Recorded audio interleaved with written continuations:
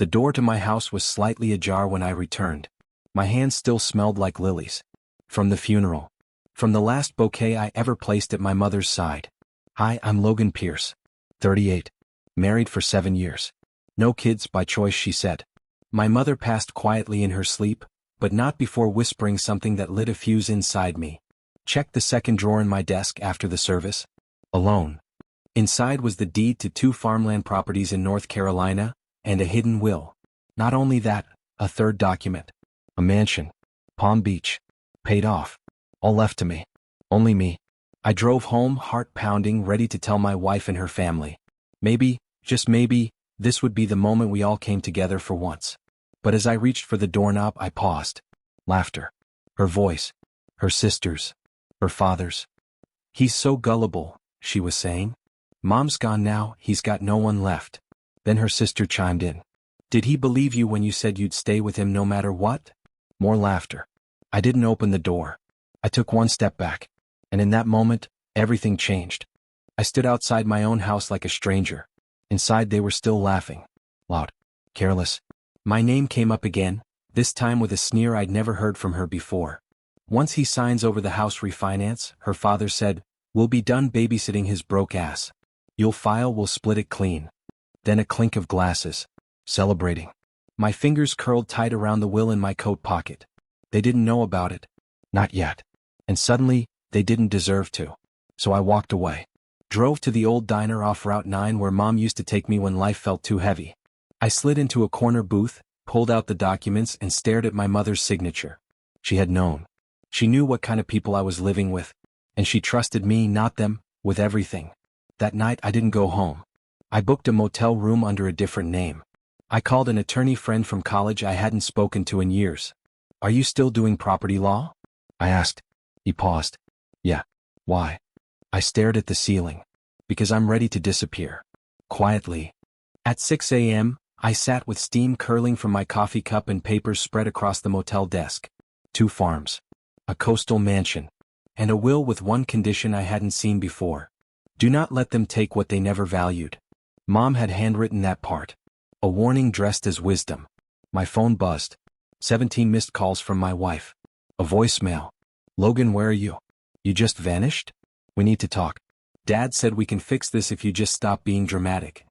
I didn't reply. Instead, I sent a short email to the family accountant, someone who'd always respected my mother. Effective immediately, freeze all remaining shared assets. Legal review pending. Logan Pierce.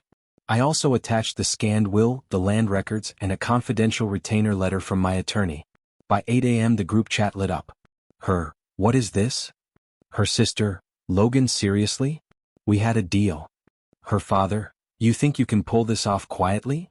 I didn't reply. Instead, I rented a car and drove south. To the mansion in Palm Beach. Because I wanted to see it with my own eyes, before they did. The gates to the mansion were rusted, but the property itself stood like a forgotten movie set, ivy draped across white columns, palms swaying like silent guards. I stepped inside. The air smelled like old citrus and memory. My mother had lived here once, long before I was born. That's what the caretaker told me, an older man named Ramon who'd been on the land longer than the foundation itself. She used to play piano in that room, he said, pointing to a sunroom with faded wallpaper and dust-covered keys. I walked through slowly, absorbing the quiet luxury my mother had kept hidden from the world, and from me. In the study I found a safe. Inside, title deeds, photographs, and a sealed envelope with my name. Logan. My hands trembled. Inside the letter, her words. This is yours not just by blood but by integrity. If they try to come for it, let them. You don't need to fight. You only need to reveal. Reveal. I sat back in the leather chair and finally understood. She'd left me more than property. She'd left me the power to end this entire game, without ever raising my voice. I stayed in the mansion that night. No noise. No lies. Just silence, the kind that lets your mind reset. By morning I'd made my decision. At exactly 9:01 a.m., I uploaded a single file to the cloud. A scanned copy of Mom's will, the asset list, and a letter she'd addressed, to whom it may concern, documenting the abuse, manipulation, and abandonment she'd witnessed from my wife's side of the family in her final months. I didn't leak it to the public. Not yet. Instead, I forwarded it to one person, my wife's corporate compliance officer. 5 minutes later I got a reply. Mr. Pierce, we'd like to schedule a formal conversation regarding fiduciary misrepresentation. I smiled. At 10 a.m. I received a call from her father. I didn't answer. Then one from her sister. I ignored that too. But when my wife finally texted, I opened it. You need to stop this. You're being cruel. I stared at the screen. Cruel? They'd discarded my mother. Lied to my face. Celebrated my grief. But now that consequences were arriving, I was the problem? I typed one word and hit send. Reveal. The fallout came faster than I expected. By noon, the company's board had called an emergency meeting. My wife's father wasn't just on the board, he was the chair. But now, with evidence of shady financial transfers and abuse of influence tied to my mother's estate, his position wasn't just at risk, it was radioactive. The compliance officer forwarded me an internal memo. Her father had stepped down, pending investigation. My wife tried to call again. I let it ring. Then came the knock on the front door. It was her. Standing there in a designer coat, sunglasses, and the same performative panic she'd always reserved for when she was cornered. Logan, she began. We were angry, we were stupid. But we can fix this. You've made your point. I studied her face. A face I once thought I'd grow old with. Then I opened the folder in my hands and passed her a copy of the deed. To the mansion? She asked, confused. No, I said calmly. To the farms. You can visit. But you'll need permission. They're being converted into a grief therapy foundation, for people who know what real loss is. She didn't say anything at first. Just stared at the folder like it was written in another language. Her confidence cracked, not loudly but in the quiet way people crumble when control slips through their fingers. You're being cold, she finally whispered. This isn't you. No, I said. This is me when I stop pretending. She looked past me into the mansion as if searching for something she still owned. There was nothing left for her there, not the photographs, not the land, and definitely not me. I made one mistake, she said. I raised an eyebrow. You made a pattern, I replied. I let the silence sit between us.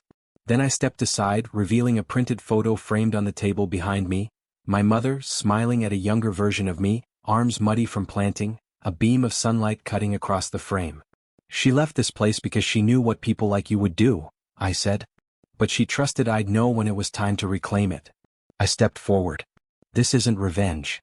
It's reclamation. She opened her mouth to respond. But I had already closed the door. Behind her.